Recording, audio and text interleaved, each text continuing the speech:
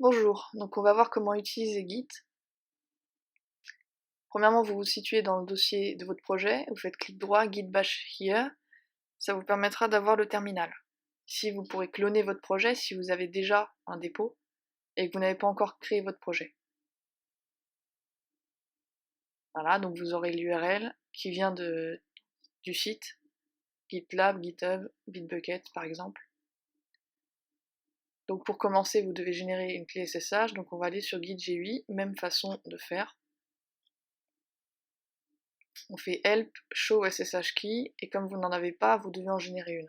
Donc vous faites generate et ça va vous générer une clé. Ça va vous demander un mot de passe pour vous authentifier. Alors comme vous le voyez, le mot de passe ne doit pas être inférieur à un certain nombre de caractères, sinon il vous met un message d'erreur. Donc on va réessayer. Donc vous refermez, vous recommencez. Generate, ça va fonctionner.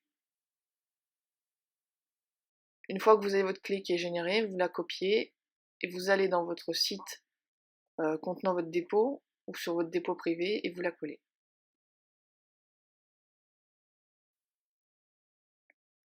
Donc maintenant, je suis passée sur Mac, mais ça revient au même, c'est toujours le terminal que vous pouvez obtenir avec Git Bash. Et si donc vous vous situez dans votre dossier de projet, vous pouvez faire git init pour créer un premier dépôt et ajouter avec git remote add origine l'URL en fait que vous allez trouver sur votre dépôt sur le site. Donc moi en l'occurrence j'ai utilisé Bitbucket pour l'exemple. Vous allez voir qu'avec git status, pour moi c'est git st pour le raccourci, avec git status on peut avoir la liste des fichiers qui peuvent être mis sur le dépôt et qui ne sont pas encore mis donc qui sont en rouge. Donc vous voyez git status, voilà. Donc on va maintenant ajouter notre projet avec Android Studio. Donc on va dans Memo App au niveau de l'arborescence projet et vous voyez qu'on n'a pas encore ce qu'il faut. Il faut ajouter les configurations correctes. Donc déjà on va aller dans version de contrôle, dans les préférences, donc ça va être vos préférences, si c'est sur Windows c'est assez simple à trouver normalement.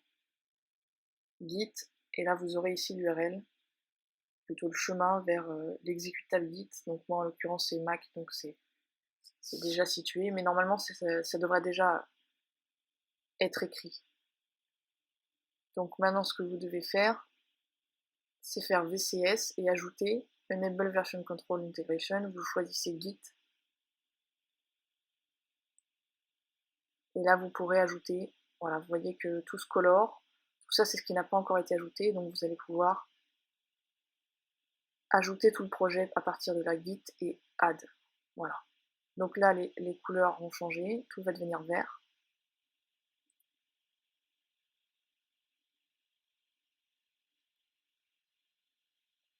Et maintenant on va pouvoir commit les changements, c'est-à-dire créer une copie locale, une version locale qui va être donc verrouillée, et on peut push en même temps, donc on va le faire, et on va push, c'est-à-dire qu'on va tout de suite envoyer les changements sur le dépôt. Donc bon, ça c'est un petit warning. Moi j'ai mis de le fixe et une commit. Voilà. Donc pour la première fois, on coche push tag sur current branch, et c'est vraiment juste parce que le dépôt est vide à la base et qu'on veut importer tout le projet dans le dépôt qui est vide. Mais sinon le reste du temps, vous avez juste à commit and push et il n'y a pas de problème avec ça. Voilà, donc passphrase, ça va être le mot de passe que vous avez créé en générant la clé SSH. Et puis si vous la retenez, vous n'aurez plus à la rentrer dans Android Studio. Vous voyez que le push est successful. Et si vous retournez là, vous voyez que tout a été ajouté et tout a été commit. Il n'y a plus qu'un petit fichier, qui est un fichier de configuration. Donc là, on va faire des petites modifications. On va ajouter un getter setter sur une variable qui n'en avait pas. Voilà. Et on va regarder en invite de commande ce que ça donne. Donc vous voyez que ici, si on voulait le faire avec Android Studio, on continuerait avec notre add puis commit change, etc.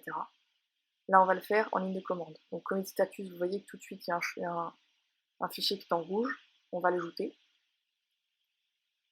En temps normal, vous n'avez pas un seul fichier, vous en avez plusieurs, et vous allez donc prendre la racine commune de ces fichiers, en étant sûr et certain que vous n'avez pas de fichier temporaire ou de ce genre de choses à rajouter dans le dépôt. Et donc vous ajoutez la racine commune, comme ça va plus vite. Voilà, donc là on a ajouté, il devient vert. Maintenant on va pouvoir commit. Vous pouvez faire commit-m et un message, ça va plus vite. Ou sinon vous faites git commit tout seul, mais dans ce cas votre message vous allez devoir l'écrire plus tard, ça va vous ouvrir une fenêtre. Voilà. Donc la fenêtre que ça va vous ouvrir généralement c'est le logiciel par défaut de l'invite de commande. Donc là en l'occurrence il faut se mettre en insertion parce que c'est vie, écrire un message et ensuite 2.x pour enregistrer et quitter. Voilà, donc vous voyez qu'on a commit, et si on fait git status, il propose de push puisqu'il n'a plus rien à commit. Et donc on va faire un git push origin master ou git push tout court, ça revient au même puisque nous avons déjà par défaut ces branches. Et voilà.